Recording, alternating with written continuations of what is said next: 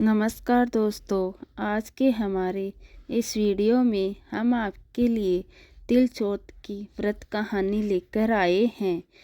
एक समय की बात है, एक साहूकार साहूकारनी थे। वे दोनों बहुत कंजूस थे। वे दोनों दान धर्म पुण्य व्रत कथा कुछ भी नहीं करते थे।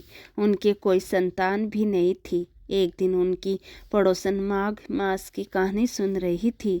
साहूकारनी ने उसे देख लिया तो उससे पूछा कि तुम ये क्या कर रही हो। तो पड़ोसन बोली कि आज तिल चौथ का व्रत है, तो मैं तिल चौथ की कहानी सुन रही हूँ। यह सुनकर साहूकारनी ने उससे पूछा कि इससे क्या होता है। तो पड़ोसन बोली कि इससे अन्न धन मिलता है, संतान होती है। यह सुनकर साहूकारनी बोली, मेरे संतान नहीं है। यदि मेरे भी संतान होगी तो मैं सवामन तिलकुटा का भोग लगाऊंगी और चौथ का व्रत करूंगी। इसके थोड़े दिन बाद वह साहूकारनी गर्भवती हो गई। चौथ माता के इस चमत्कार को देखकर वह आश्चर्यचकित रह गई और कहने लगी कि लड़का होगा तब व्रत रखूंगी और सवामन का तिलकुटा चढ़ाऊंगी। अब उसके लड़का भी हो गया तो वह बोली कि जब इसका विवाह होगा तब भोग लगाऊंगी। समय के साथ बेटा बड़ा हो गया, उसका विवाह भी तय हो गया। नित्य समय पर वह बारात लेकर गया। साहूकारनी का बेटा अपनी होने वाली पत्नी के साथ फेरे लेने वाला ही था कि चौथ माता ने सोचा कि बेटा पैदा होने पर तिलकुटा चढ़ाने का बोला था। अब तो बेटा ब्याहने जा रही हैं तो भी तिलकुटा का भोग नहीं लगाया। अगर यह मेरे भोग नहीं लगा रही तो इसे सबक सिखाना पड़ेगा, नहीं तो कलयुग में हमें कोई नहीं मानेगा।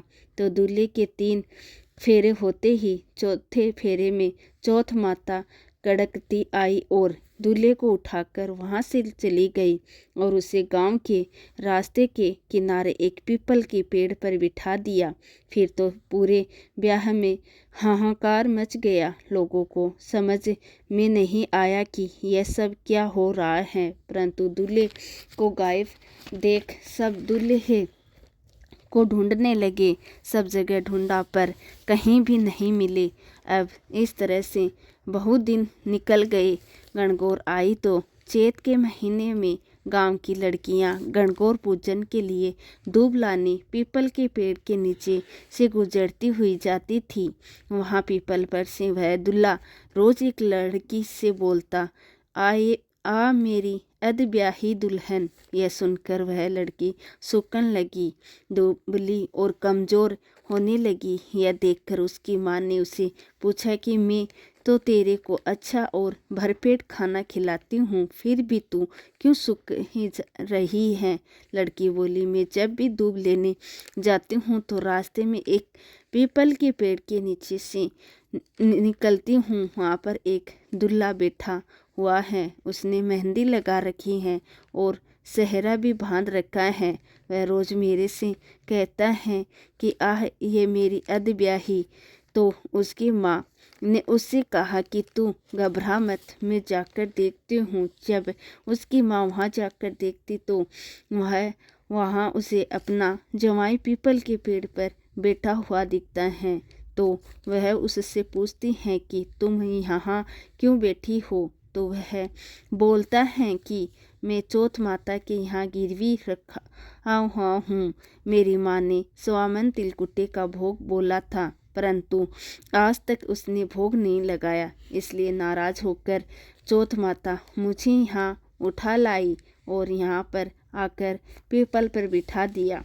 यह सुनते ही उसी वक्त लड़की की माँ दूल्हे की माँ के पास गई और सारी बात बोल दी। तो साहूकारनी बोली, हे चौथ माता, मेरा अपराध क्षमा करो, मुझे एक अवसर और दो।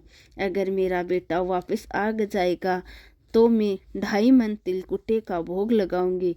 दोनों की माँ ने फिर भी 2.5 मन तिलकुटे का भोग बोला। दोनों माँओं के अनोने विनती सुनकर चौथ माता राजी हो गई। उन्होंने उस बेटे को फेरे में लाकर बिठा दिया और धूमधाम से उसका विवाह हो गया। उसके बाद पीछे से सभी लोगों ने चौथ माता को तिलकुटे का भोग लगाया और सारी नगरी में ढिंढोरा पिटवा दिया कि कोई भी चौथ माता का व्रत करेगा तो तिलकुटे का भोग जरूर लगाएगा।